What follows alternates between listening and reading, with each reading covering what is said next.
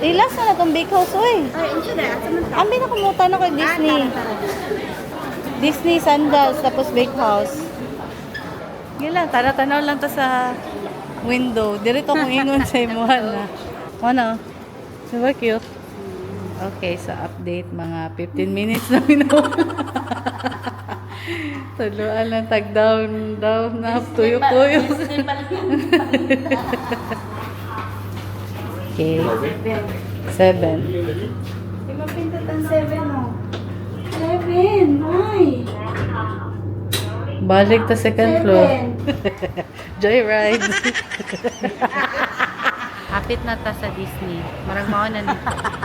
Worth it ang atong joyride o pagkasaan.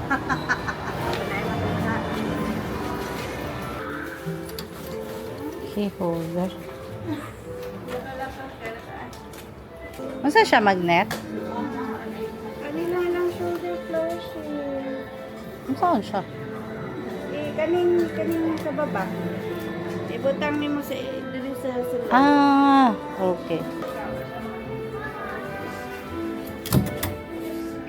115 only for 2 items.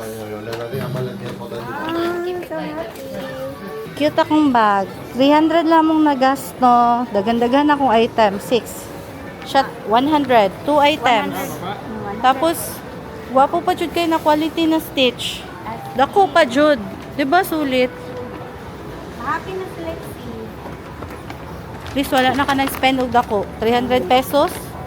Pila ka na kung sa Pinas ni mo paliton. Or sa sulod sa Disney. Nagka-happy! Ah, dirito. Murag dirito. Atrabi. Oh, tara, bake house. Okay, so, last na jud namo, bake house. Para di ka mag-listen. Mamalit na lamig pa sa lubong, then, going home nami. Gwapo ang panahon, Lord. Salamat, Lord. Pauli-uli na Yes, it's a sunny day. Makauli na jud mi. Tanawon sa kagwapo ang clouds.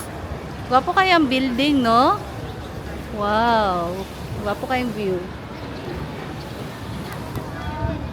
So, diri mi sa bake house. 6 boxes egg tart. 6 boxes? Yes.